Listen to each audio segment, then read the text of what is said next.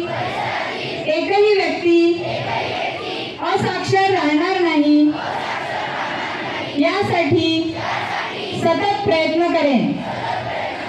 मी माझ्या कुटुंबातील सदस्य, मित्र आणि समाजातील प्रत्येक व्यक्तीला वाचन, लेखन व संख्याज्ञान शिकण्यासाठी मदत करणार आहे। मी किमान 2 असाक्षर व्यक्ती साक्षर करण्यासाठी जाणीवपूर्वक प्रयत्न करेन।